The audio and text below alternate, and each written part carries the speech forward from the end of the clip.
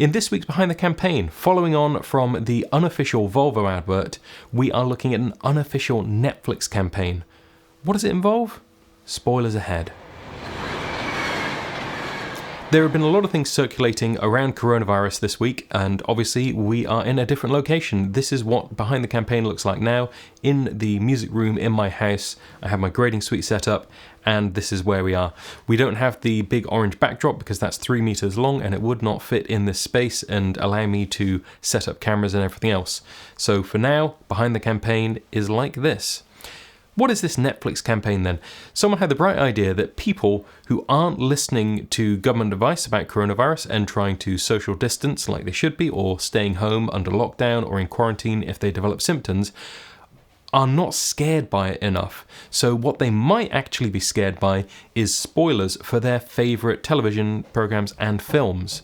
So what they've done is mock up all of these billboards and posters that could be placed everywhere around a city, so that if anyone does choose to go out and avoid social distancing and doing all the things they should be doing, they will see all of these spoilers. Now, we're going to flash up some images here, but genuinely, these do have spoilers for Netflix shows, so although it's an unofficial campaign, the spoilers are still valid.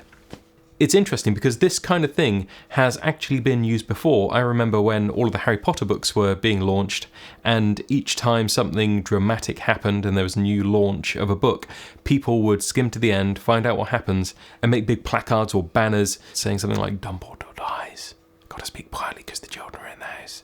And then they would hang it over like a motorway bridge, trying to spoil it for everyone. So it's very much in that vein, if you like. Now, this is not an official campaign, but a lot of people are reporting it as a campaign that Netflix are doing. So going back to what we were talking about with the Volvo thing, this is one example of an unofficial campaign which has come crashing into the brand's social media. Just a fascinating example of the way people's minds work, and it is creating a dialogue around an issue here where people aren't doing what they're being told to do, so the solution is to do something that will really scare them, like tell them spoilers. And that maybe would solve all of our issues, but probably not. So next time on Behind the Campaign, we're going to look at another example of this. This is a very controversial one from a few years ago. Volkswagen had a tough but small tagline for all of their adverts, and a filmmaker decided to do a very different kind of tough but small advert, and I'll save that for next time.